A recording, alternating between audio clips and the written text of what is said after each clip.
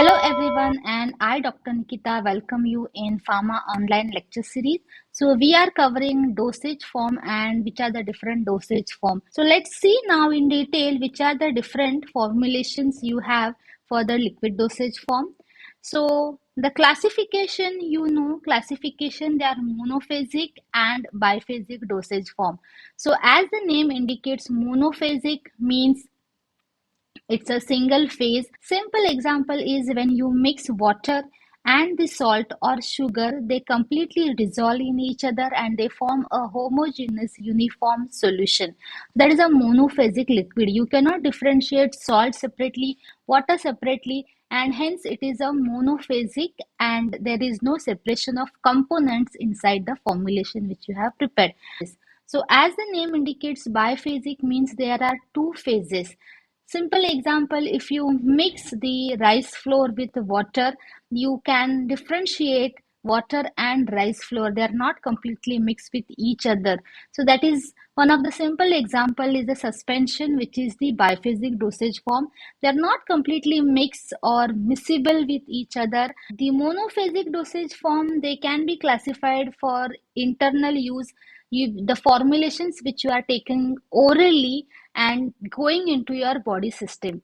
So you can have solutions, various suspension for oral use, emulsion for oral use. You have elixirs, linctus, aromatic waters, mixtures. External use formulations are used externally. So these are the formulations which you do not take orally, you are applying on the topical surface or using in the body cavity area. Next, you have parenteral formulations. Parenteral formulations which you directly inject into your circulation by injection. Then it can be intramuscular, in subcutaneous, intradermal route, and they are in the form of solution or maybe in the form of emulsion. So these are the classification of dosage form based upon whether they are internal use, they are external use, or parenteral use. Now, biphasic dosage forms, they are classified as emulsion and suspension. Again, emulsions are the preparation where oil and water is mixed with the help of emulsifiers, and suspension is the insoluble solid. It's suspended in a vehicle which can be water or any other suitable vehicle.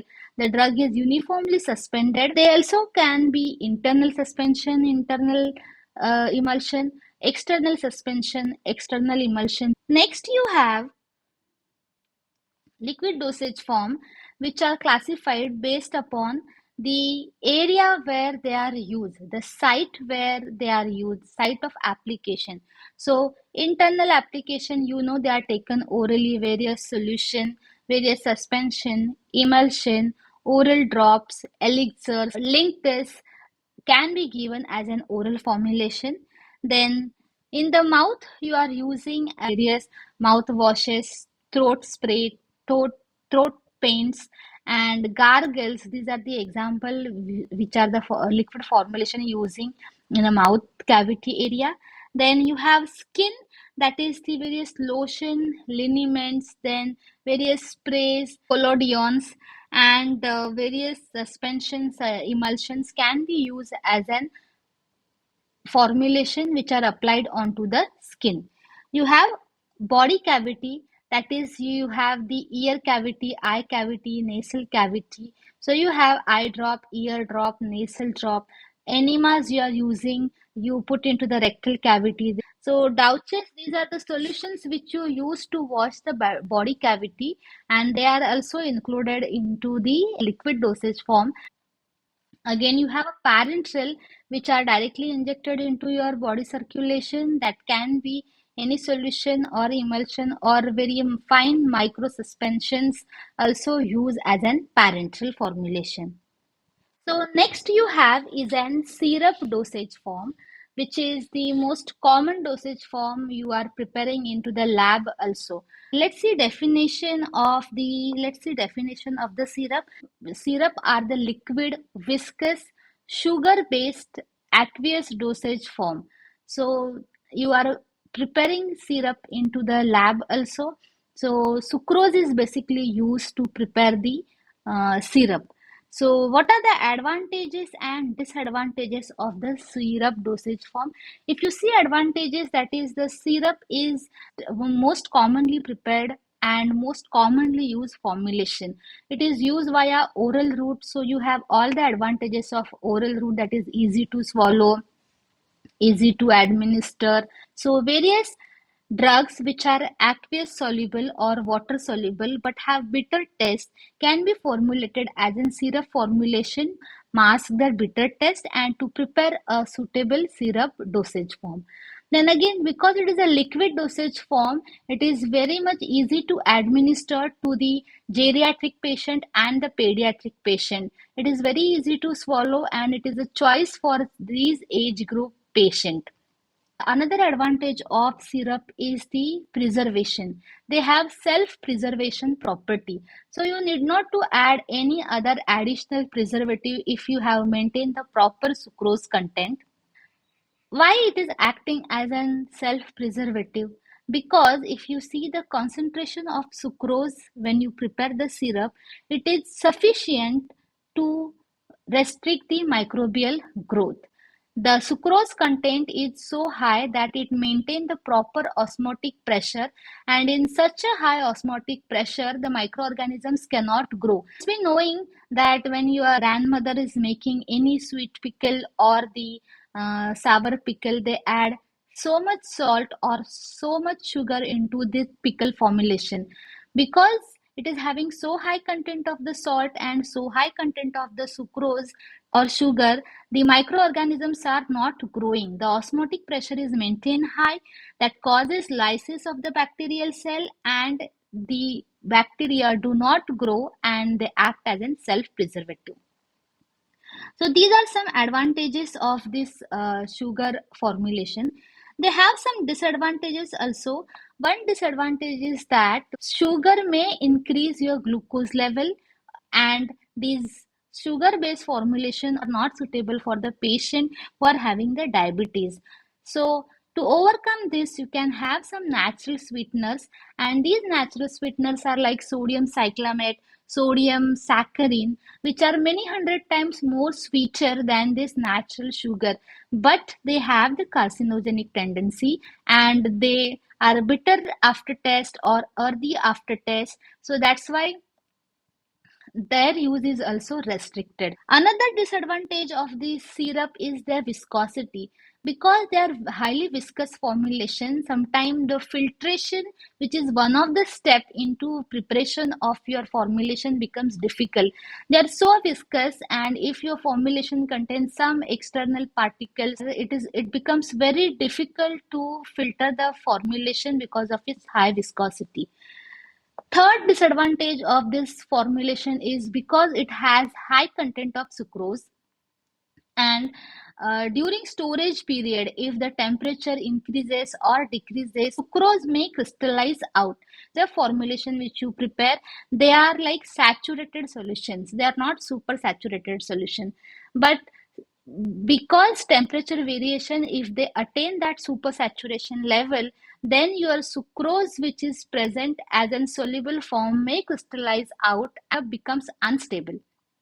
Next you have which are the different type of syrup.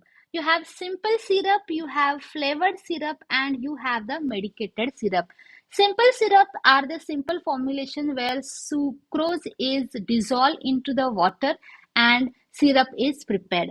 Now you have flavored syrup. In this, the flavoring agent or some flavors are used, can use as an vehicle for another formulation or as a flavoring agent for preparation of the another formulation.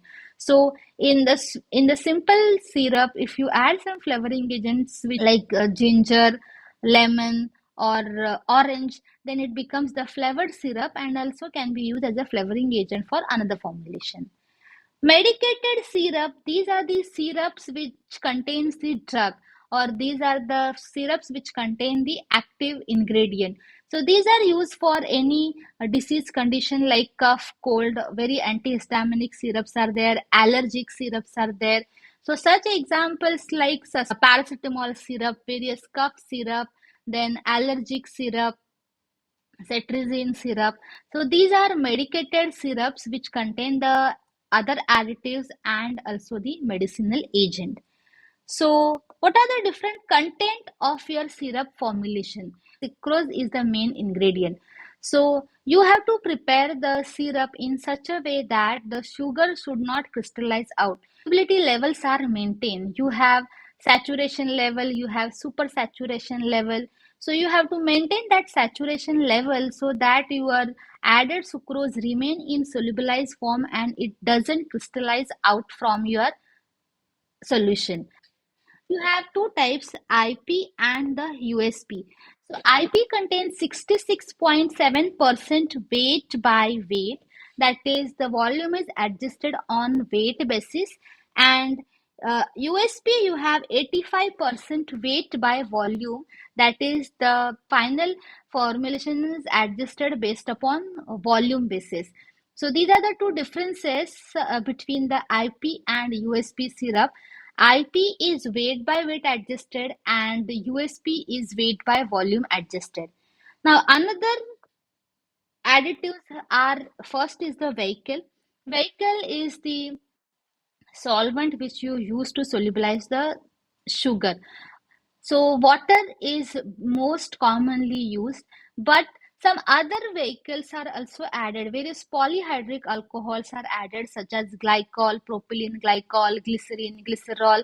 So these additives or these vehicle which you have added, they maintain the solubility of sucrose and they maintain stability of the syrup. Because of their presence, the sugar do not crystallize out. So these are also some of the other vehicles which you can add into your sugar formulation to maintain solubility of the sucrose. Next, you have some coloring agent, flavoring agent, and some preservative. So various coloring agents like amaranth, tartrazine are used for preparation of the formulation. Then you have flavoring agent. So various fruit flavors are used, citrus fruit flavor, orange, lemon, then banana. Various different fruits flavors are used to increase the acceptability of the formulation.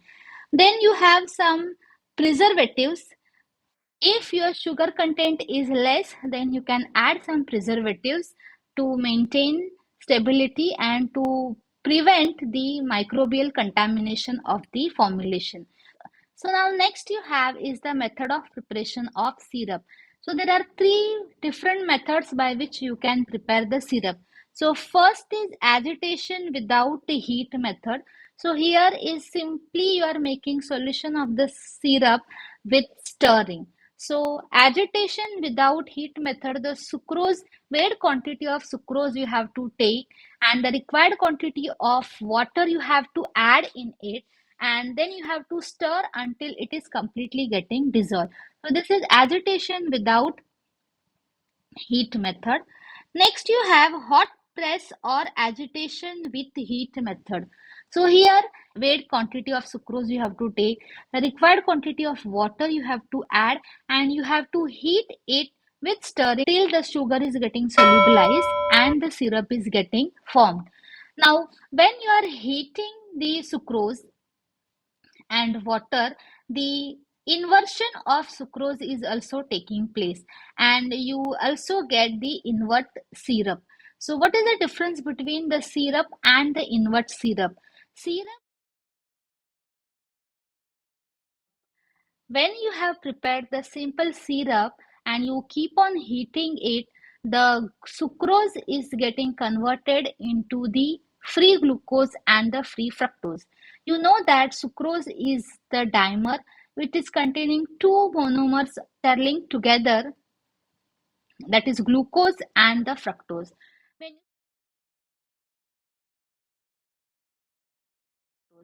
When you start heating it, the hydrolysis is taking place and the bond between these glucose and the fructose is breaking, and the free glucose and the free fructose is getting formed. So when you keep on heating, the amount of fructose getting generated is more, amount of glucose getting generated is more, and it will change the color of your syrup. So your syrup may be light brown in color, which will become dark brown if you heat it for longer time. Now this have more preservation tendency than the simple syrup, and they are more sweeter than the simple syrup because fructose is more sweet. And this inverted syrup, they're also called as the artificial honey because they have the very much similar appearance to that of the honey. And they also use as a sweetening agent and also use as a coloring agent. The color is called as the caramel color. This charring sugar process is called as the caramelization, and the color is called as the caramel color, and it's a brown color, and also can be used as a coloring agent in many formulation which have the darker shade. So that is an invert syrup. Then you have the percolation method. Now this percolation method, you can see there are percolators are used to prepare the syrup formulation. So you have one simple percolator, a glass percolator. So this percolator here, the column is completely filled with the sucrose, and whatever solution, drug solution which you have, that is pour over this column which is filled with the sucrose, and you have at the bottom the opening. From that opening the solution is collected. So whatever liquid you have got at first attempt, you recirculate it, and then second attempt you get it, you again recirculate it, third attempt you get it, you again recirculate it. So like that you circulate till the complete sucrose is dissolved and you get the syrup solution. Now this percolation method is used for the drug which are heat sensitive and they undergo degradation if you heat it. This is also the percolator which works on the same principle as that of a simple percolator. Here you have a column where you are packing your sucrose, and the solution is getting poured. It is passed through this sucrose column, and then the bottom, the liquid is drained down, and this is the collection tube. From here you can collect the liquid and again you recirculate till complete sucrose is getting dissolved and you can collect the prepared syrup formulation. So syrup formulation can be prepared for the drug who have good aqueous solubility and they're stable in water. So packing, they're packed into the glass or plastic narrow mouth bottle. Here you can see it's a glass bottle. The storage condition is you have to store at cool dry place. The temperature fluctuation should be avoided, otherwise it will cause crystallization of the sucrose. Not more than 25 degrees Celsius is the temperature limit for the storage of any syrup.